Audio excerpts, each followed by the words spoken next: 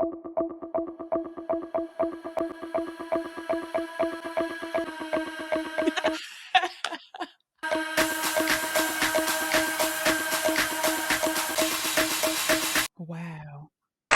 Hello, hello, and welcome back, Royalty Talk Podcast family. I am so pleased to be able to give you guys another recording.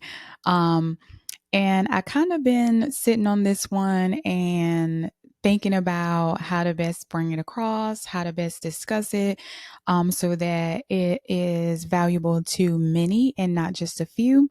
So I hope that I am able to do that and able to really get it out the way that I feel it inside. So I wanted to talk about the fact that I realize I am a fixer. So if you're sharing something with me, whether you're a friend, you're a coworker, I am going to immediately try to figure out what is the best solution for you.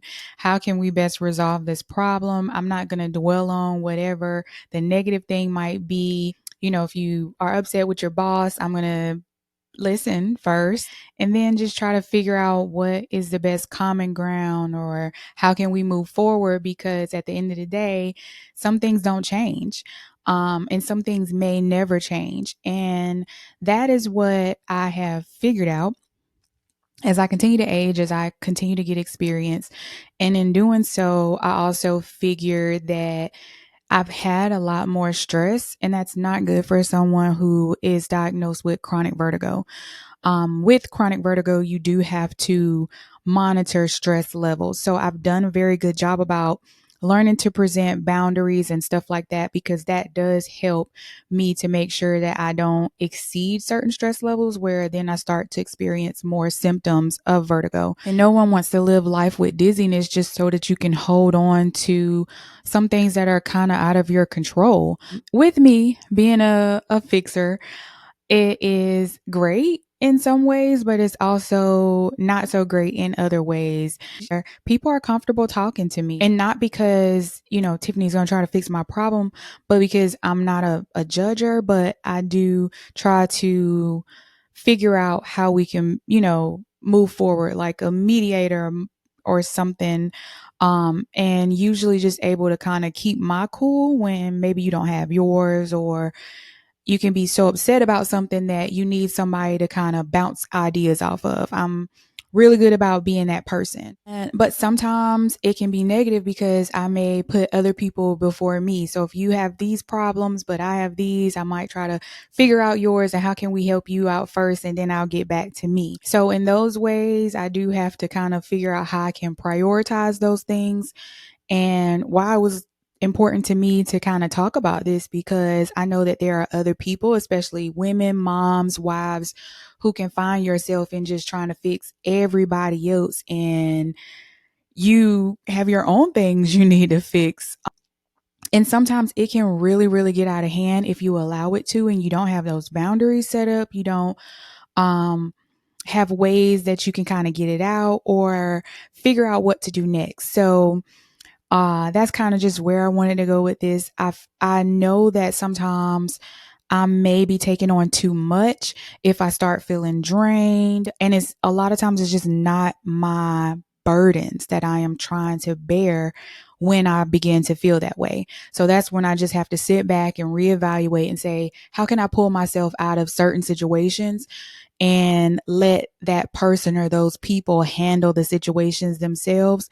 And or what can I do in this situation where it's not so heavy for me, especially if it's something that I have to continue to do. So for example, there are times when there are things at work, and I've already provided examples of how I feel like we can better handle certain situations, but nothing's done.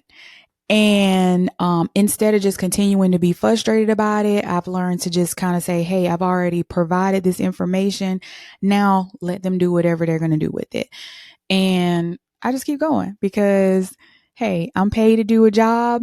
I'm going to do that job to the best of my ability. And if I could do it better, if, certain things were to change, and I know that and I've expressed that, that's where my job's done. when I've already done those things. And I have to just be able to kind of just let it go, but also get it out. So if I'm frustrated, I work from home, so it's kind of a little bit easier to get it out. It's a little easier to take time to walk away when I need to. But those are things that I definitely do when I'm feeling a bit frustrated. And, I have adult children, but I also have a 3-year old grandchild and a one almost 2-year old son as well. So with my adult children, there are ways in which I am learning to allow them to be adults and not just try to step in as mom, not try to fix certain things as mom, because they both have different areas that they both need growth in. And I'm learning, also with however their personality is, that's how I kind of approach things with them. Also, whatever they have going on. So, my daughter is a mom, but my son's not a parent yet. So, there are things that I may push her in ways that I may push her or have certain conversations with her as a parent that I don't do with him while he's not a parent yet, or things that I might say, well, when you become a parent, you may understand this, or you may have to work on that. Or this is going to prepare you for being a parent one day. And then there are other things that they have to learn just through experience. Um, like I've learned, you can give wisdom. The saying says you can show the horse where the water is or something like that, but you can't make the horse drink. I've learned that that's kind of real. You give your advice to someone, but you cannot make them do or act a certain type of way. And that's just where you have to know that you've done your part. The Bible talks about one person will, put the seed, give water to the seed or something like that. And then another person will, or you might sow and then the other person waters or something. What it's basically saying is like you do your part and then somebody else may do another part and another part until the growth is finally there. And there are things with my children that the Lord has revealed to me. So if I don't see that they are at that final place yet, I know that they still have some ground and some work to do to get there. And my job is just to try to help them in the best way that I can, but not be a crutch. So what I'm learning is even when they're adults, that you do have to create those boundaries and you have to monitor how much you step in as a parent so that they do learn certain lessons and that they are able to grow the way that they should, so that should something ever happen to me one day, they're not so hurt and so dependent upon me that their life goes to shambles because they're not used to having to handle certain things themselves, while at the same time not leaving them to handle everything themselves so they feel like they're alone in this world when they're actually not. And that's just a balance that is continuous. It continuously takes place. Me as a mom and a loving person who wants to fix things, I have to maybe sometimes step back and say, okay, now what's the best way for me to handle this with them or that with them? And sometimes just say, hey, you're crossing a boundary for me because that takes me to a place that I don't want to be in, I am very, very adamant, my kids, and they don't curse around me. But should they, or should they be so upset that those words are flying out? I'm like, hey, let me remind you, you're talking to your mom. And typically they reel it on back in and bring it on back. And, they're respectful in that way. So I think that it is very important to continue to do those things and learn where I should step in their affairs, where I shouldn't. Sometimes when they just want me to, where they might want me to fix things and then I say no and understand that they may be hurt and disappointed at the time, but they'll figure it out. And that is like the foresight that you have to have as a parent that children don't always understand, because maybe they're expressing themselves a certain type of way and they expect certain responses that they're just not going to get. And in one situation, I've had to speak with both of them and just say, the best thing that I can tell you to do now is to get therapy. There are situations and times in our past where in my first marriage, I dealt with an abusive spouse. I know that that planted certain things in them that, I've loved them growing up. I've put them in a better environment, but there are things that I think that they have to seek help of a professional with. And it's not just that situation. There are other things as well that they just feel in their own hearts, things that they wish could have changed, things that they wish didn't have to change that did change in their lives. With us moving 300 miles away from most of our family. But those are things that I think that someone who has no attachment to us, a therapist who can help them navigate how to move forward, how to heal those voids. And I'll say, just for myself, I learned how to move forward in ways that I didn't realize that I would be able to growing up, hurts and disappointments that I had encountered, even with my own mom, and how to best handle that. I didn't have therapy, but what I will say is God is a therapist. And but I've gone to therapy. So there are times where you need the two. You need the scriptures, and there are things that the Lord just worked on me. He worked on my heart with in ways that I was able to forgive and to move forward, that I don't think that I would have been able to do without Holy Spirit. And that's not just part of me being a fixer where I want this great relationship with my mom so bad that I'm willing to neglect myself, because what I've learned after being party to someone who is being abused is that you have to love you first. And once you love you enough to not say, and it's sometimes not saying anything is saying something, is that you don't put yourself in situations where you're going to be harmed. That's not what the Lord wants for you. It's not what you should want for you. You have to love yourself enough to say, I deserve better than this. And once I realized that and stopped being content with trying to handle it or waiting for someone else to change in ways that they weren't willing to, I learned to live my life that way, not put myself in situations where I'm going to be abused or misused, mishandled. And, that's where me being a fixer, that's a boundary for me. So if you're going, I would love to help you fix your problem. But if fixing your problem means I'm going to be hurt or I'm going to be put down in some type of way, I'm not going to help you fix your problem.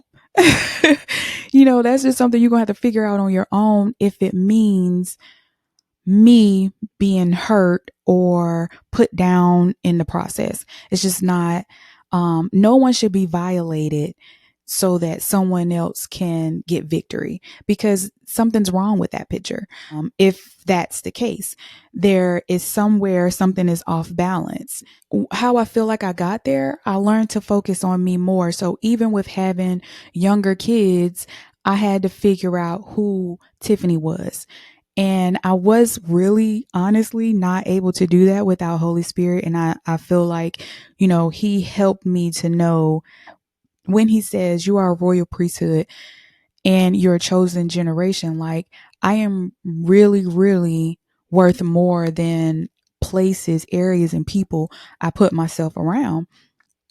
And that helped me guard my heart. It helped me get to a place where I could guard my heart better because I realized who I am and how I'm worth my own self-worth. Those are just areas, I continue to pray for my kids about, because I don't want them to have to go through the things that I went through to just realize that, some things aren't worth it. Some conversations are worth having. Some conversations are not with people when you disagree. And it's fine. I've told them growing up too, there is a right way and a wrong way of doing things, and expressing yourself in the right way is typically never the wrong thing to do. But you cannot control how the other person receives it and what happens from the other person's standpoint. Once you do those things, you can just share what you share and, hope for the best situation to come out of it. Pray for the best situation to come out of it. And again, those are things that I have to constantly remind myself as someone who is a fixer and may not understand why people respond in certain ways, but I am constantly put into remembrance when certain things happen in my own marriage, and I had to remind myself that I can only control what was in my control. And then I started putting myself in a different situation, one where I wasn't always trying to figure out, well, what's the best way to get this done? Or what's the best way to get that done? Or how can I please this person? Or how can I please that person? Um, or make this work? It just, I had to figure out, okay, Tiffany, what are your own goals?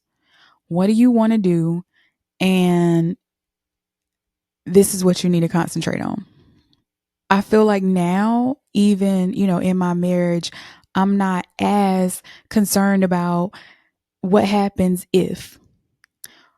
I am now in a place to where no matter what happens, I'm okay. I will be okay. And I believe that that was where maybe there's a misconstrued thing, even about my marriage that I had, that one meant that it, I like how people are starting to explain it now, where like being one is not you make the other person complete.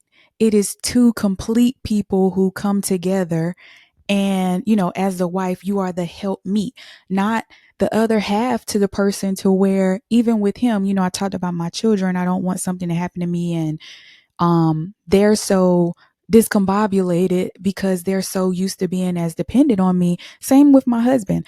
I wouldn't want something to happen to me and he is so thrown off with life that he feels like he can't live anymore.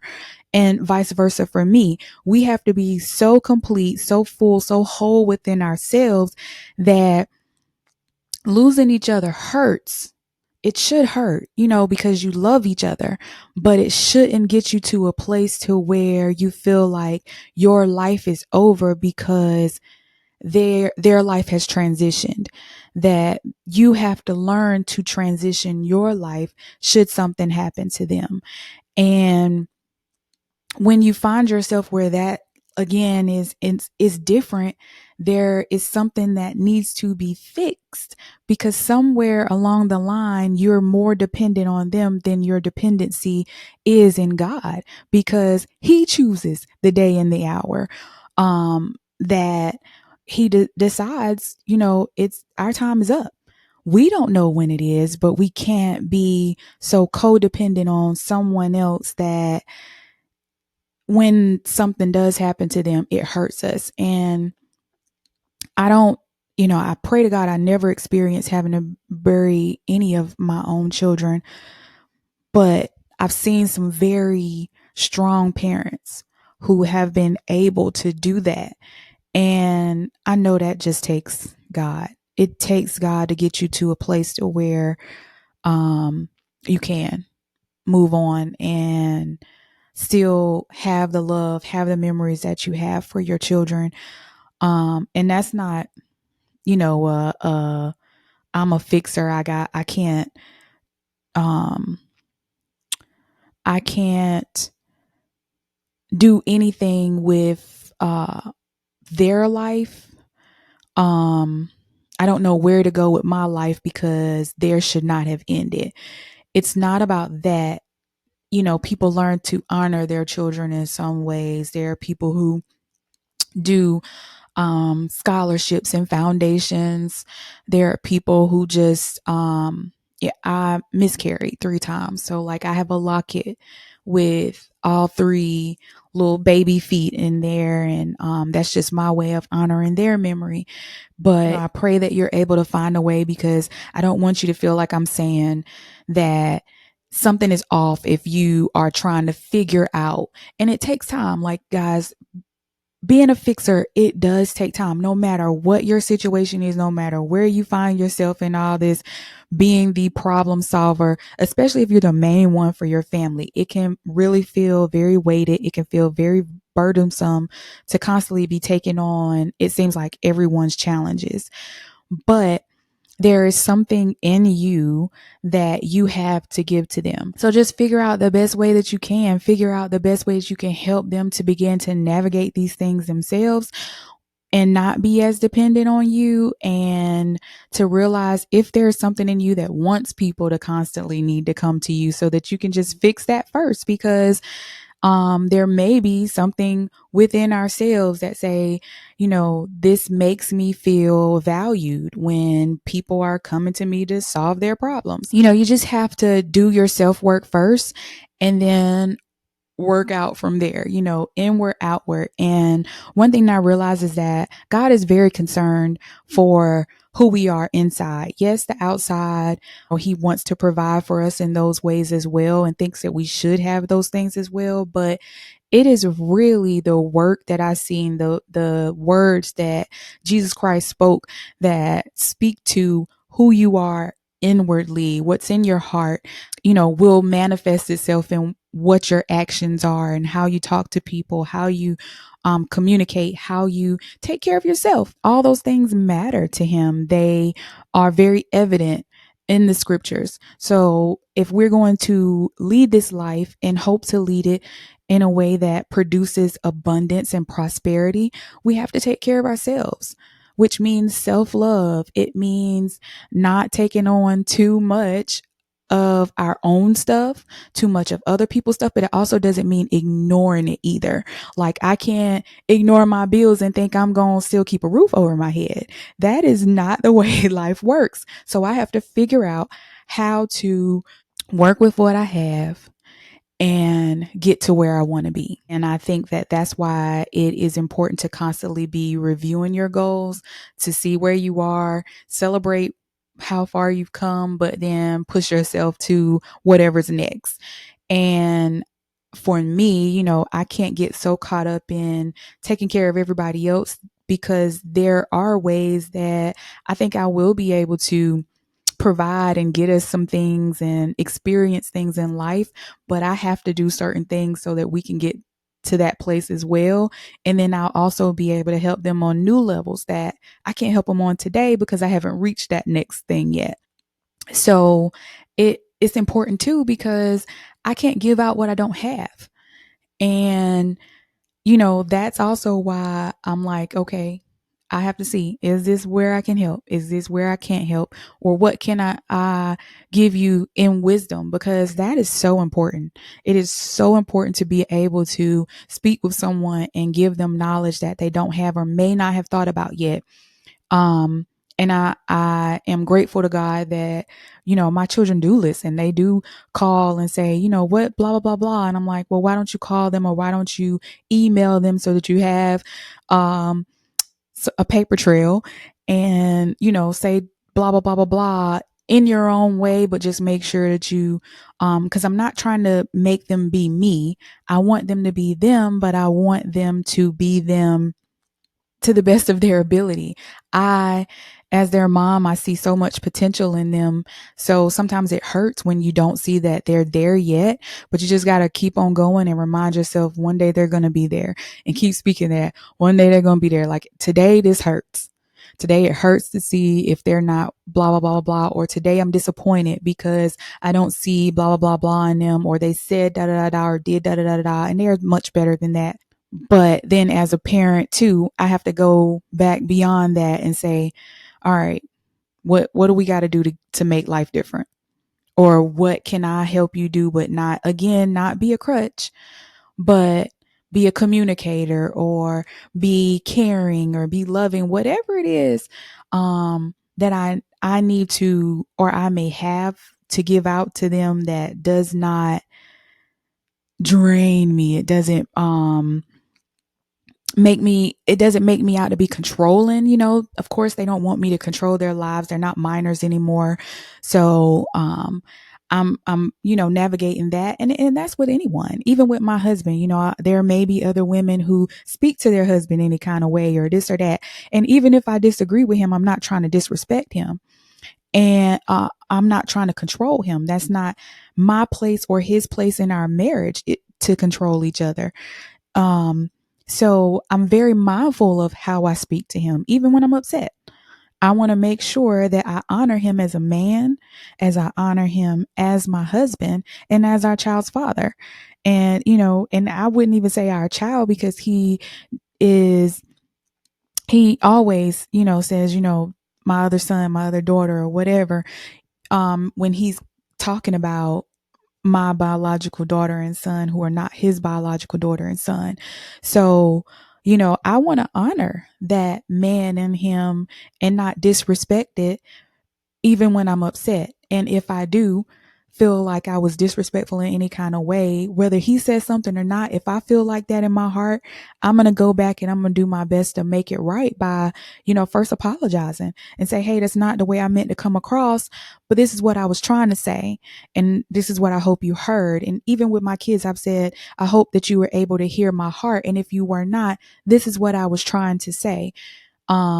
And if they still, hear something different or whatever, then I would just end it. I'm not someone who's gonna, as a fixer, I'll realize that there are times when I can't fix it too. So if I have expressed myself and you're not at a place to where you can receive it, I have to back off and just pray and say, you know what? I hope to see the day that they are able to see it differently, able to realize what I was trying to say was not anything to hurt them or anything like that, because my heart is the best. And honestly, my heart's like the best for everybody. But in this world, I realize that's just not always possible, is that there will be a situation where the best for everybody happens. So if I've addressed whatever the concern is, being a fixer, I have to learn that I can't fix it. And I think that maybe that's where people like have a hard time with God, is that why didn't he fix this, or why did he allow this to happen? And there are some times where choices mean you can't fix it. My choices, their choices, whomever's choices mean that you cannot fix the problem. The saying says, you made your bed, you have to lie in it. And there are times when you have to lay in that bed until you realize that is not the bed you want to lay in. Sometimes literally, sometimes figuratively. But that is my life lesson that I've had to learn in trying to solve everything, trying to make everybody happy and make it all work, is that I can't. I can't solve everyone's problems. I can't make it all work, but I do realize that there's a purpose for the reason why I'm connected to certain people. They're connected to me and our relationship, but there are also boundaries that have to be set. And that's for the both of us. It's for the both of us to continue to be happy, to grow, and to live and love life. So that's what I hope for you. I hope that you are living, loving, and enjoying life. And I hope that you were able to get something from this episode. If you are a fixer too, prioritize you. And that is definitely my advice for anyone who may feel overwhelmed, and especially if it starts to feel excessively overwhelming, that is a sign that it is time to reevaluate where and how you are doing certain things. So thank you for listening to today's episode. I hope you enjoyed. Please like and share. Bye-bye.